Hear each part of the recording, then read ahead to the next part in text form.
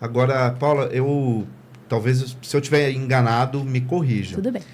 Francisco, quando ele rompe com a realidade social do seu tempo, ele se desprende dos valores materiais, que inclusive ele estava imposto a viver.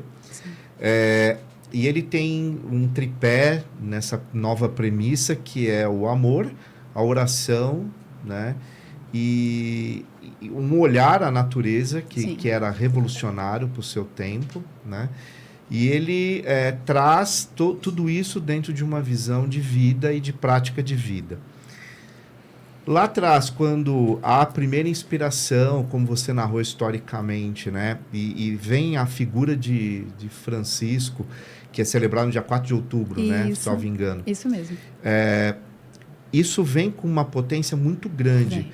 Hoje, a religião de Deus, Cristo e Espírito Santo, ela carrega isso no seu DNA. Sim. Porque pelo que você narra, é muito latente essa coisa do amor, Cristo, isso. Né? E é interessante, porque aí vem minha pergunta, né? Para vocês, dentro da concepção da doutrina, da filosofia, da crença e etc., a cruz, ela representa a vida, ela representa o novo homem, enquanto espécie, né? Ela representa isso, porque para Francisco a cruz teve um poder imenso de compreensão, porque ele vai romper lá com o passado monástico, né? Ele vai romper com algumas questões que São Bento traz, né? Com o pai do monastério. Mas vocês enxergam isso também? Como que é a cruz sobre a concepção da Igreja de Deus? Olha, que pergunta maravilhosa. Falar de São Francisco é muito emocionante. Eu também acho muito. Ele é o nosso patrono, né? E São Francisco teve a ousadia de viver a caridade do Evangelho. Né? Ele teve a coragem de viver. Era a base, né? Jesus. De tudo que ele lutava. Isso. E isso, obviamente, incomodou muito, né? Muito. Mas também mudou muito as coisas, né? É importante porque é um processo de morte e vida, né? Porque é como se realmente aquele Francisco anterior morresse, né? Ele renasceu em vida. Isso. E é interessante porque ele, de certa forma, cumpre um calvário, mas cumpre esse calvário sorrindo, né? É curioso porque as histórias que sobreviveram mostram com que alegria, né? Porque, inclusive, uma pessoa para chamar, né, a natureza de irmã, né? Para chamar a pobreza de irmã, tem que estar num outro lugar, né? De realização pessoal, né? Então, isso sem dúvida está, né, no nosso DNA. E, inclusive, você falava sobre a questão da cruz, né? Há um livro específico, inteiro, né, que o irmão Paiva Neto dedicou ao tema da dor e do martírio do Cristo, que encontra muito eco nessa colocação que você fez. Se chama Jesus, a dor e a origem de sua autoridade. O poder do Cristo em nós. E a minha percepção, inclusive a partir dessa sua pergunta, é que Francisco de Assis viveu o poder do Cristo em si. Ele não teve uma relação com a dor, como a gente muitas vezes tem, né? Só uma relação medrosa, fugidia, né? Evitando a dor como se ela fosse o mal em si mesmo. Muitas vezes não é. Muitas vezes ela é uma sinalização de mudança, de ruptura, né? A gente está num projeto que nasceu de um processo de dor, né? Coletiva, né? Que foi a pandemia. Então, nem sempre a dor é encerramento das coisas, né? E é o que Jesus mostra quando ele supera aquele calvário e aquela explosão de luzes da ressurreição, que é o que se repete numa vida que foi subestimada em seu tempo, né? Para mim, uma coisa que impressiona muito quando eu leio sobre São Francisco é que as pessoas tinham convicção de que ele estava louco. Né? Ele perdeu a razão. Realmente, não é possível. Ninguém está normal numa coisa dessa, né? E ele estava ali mais consciente do que qualquer um, né? Então, para nós, a cruz, o calvário, a dor, nada disso é nosso inimigo. Isso tem a ver com a contingência. A cruz era inevitável para Jesus? Naquele tempo histórico era, infelizmente, porque essa era a forma como a humanidade lidaria com uma resposta de generosidade e amor. Então, a hostilidade que São Francisco sofreu também era inevitável. Não é inevitável, assim, no absoluto, né? A gente poderia ter respondido diferente, poderia ter tido humildade diante de um gigante daquele entre nós, né? Mas naquela condição, né? Então, isso é importante. Porque eu penso que isso está muito forte na nossa celebração, porque para nós, por exemplo, a Páscoa é o que dá sentido ao Natal. Há uma máxima na nossa tradição que é a seguinte: se Jesus não tivesse ressuscitado, não haveria cristianismo. Porque para nós é a ressurreição que vai dar a assinatura máxima. É o momento da autenticação final e do poder de uma mensagem eterna. Isso, que o túmulo não conseguia encerrar. Não deu, né? Para ameaçar com aquilo. Tanto que o cristianismo nascente incomoda muito o Império Romano, porque eles morrem sorrindo, né? Eles morrem cantando. Aliás, marcas de Francisco de Assis, né? Tá lá, tá doente, tá cantando, tá levando as pessoas, né? Sim. Então, isso para nós é muito importante. A gente não tem um entendimento da cruz, né?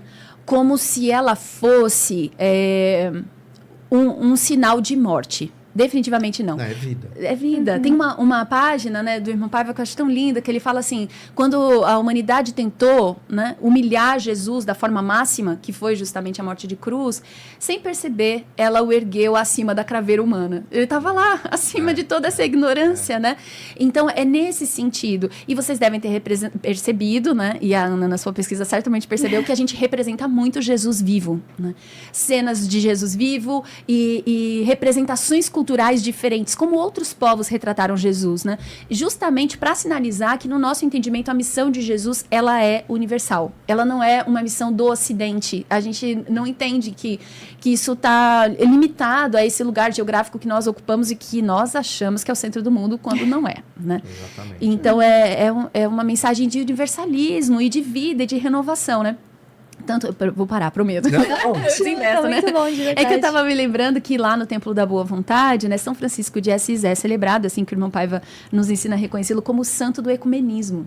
No nosso entendimento, é isso que ele fez, né? Ele conseguiu... E aí o ecumenismo, não só entendido como o diálogo interreligioso, que é muito importante, mas indo lá na raiz, né, do oicumênicos, do referente a toda a terra habitada, do universal, o movimento mesmo desse universalismo, né? Porque em Jesus, quem é que fica de fora? Quem que não é humano? Quem é que não é digno de atenção, de respeito, de cuidado, né? E pelos séculos e milênios, infelizmente, mesmo nós, né, no meu caso, né, que me considero cristã, que amamos tanto Jesus, temos feito muito sectarismo e exclusão e violência em nome da sua mensagem. Acho que é por isso que São Francisco... Isso, por isso que São Francisco é tão atual. Por isso que um homem da Idade Média está falando tanto com a gente, porque ele conseguiu problematizar naquele tempo coisas que nós ainda estamos precisando resolver, né? E isso me faz também pensar que ele era leigo, ele vem como leigo, ele não aceita a fuga mundi, que é aquela ideia da igreja primitiva, os padres do deserto, que se isolavam do mundo em si. Ele vai para o povo. Ele vai para o povo. E aí é a máxima da caridade. E quando você vê a máxima da caridade extremamente poderosa, né, na prática, né, e é sair do lugar comum, né, como ele fez, e aí ele cria um movimento de um poder incrível e que a igreja acaba assimilando aquilo nos seus bastiões, né, e depois eles vão chegar em todos os cantos do mundo, né, o movimento franciscano. O que também é um processo lindo, né? De transformação simbiótica, Sim, sem guerra, sem cisão. É curioso esse caminho. Né? E quando você narra lá no início que a base, né, o princípio de todas as coisas, no caso da religião de Deus, foi lá com Francisco, é muito interessante, porque aí dá para entender a LBV na totalidade. Né? Eu acho que quem está nos assistindo...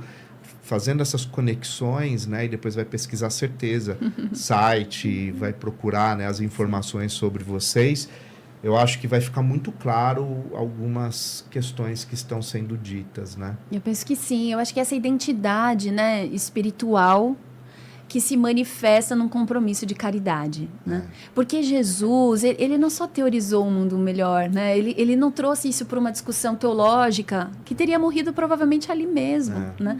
Mas o que é o evangelho? É Jesus socorrendo gente. Mas o que você falou agora me lembrou outra coisa do Francisco. Olha, o Francisco está aqui entre nós. Essa energia, né? Ele não valorizava o lado intelectual da teologia a vivência espiritual.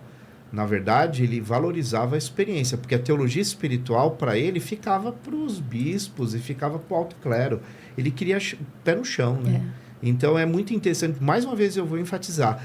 Essa conexão de vida e de pensamento, para mim, agora, a LBV fez muito sentido. Sim.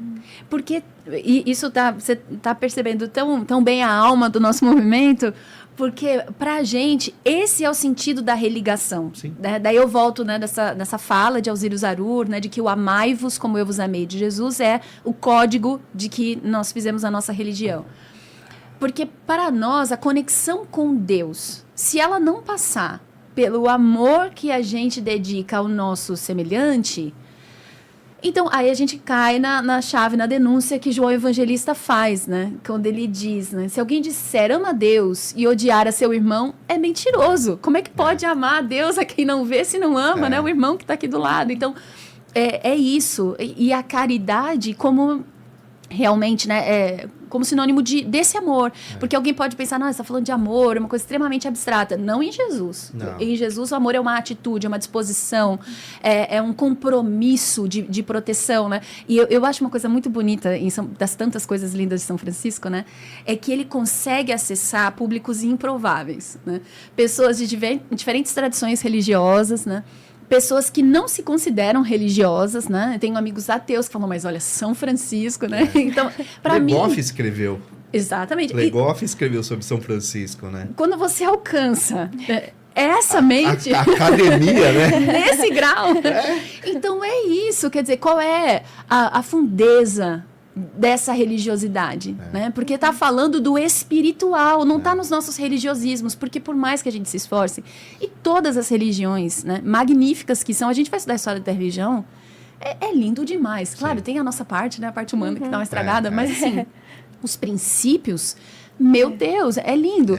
Só que, por mais que a gente se esforce por traduzir as grandezas do universo e da alma humana, a gente não dá conta, porque no final, a nossa linguagem vai ser sempre insuficiente, a nossa cultura vai ser sempre insuficiente, a nossa cerebração vai ser insuficiente.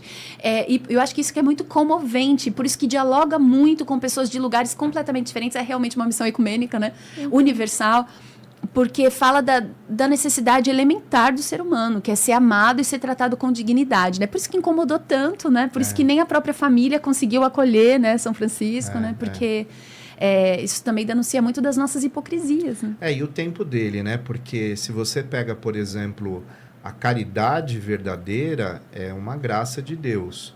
Já a teologia retributiva ou mercantilizada e mercantilista... É a nossa apropriação, né? Aí perde o sentido, né?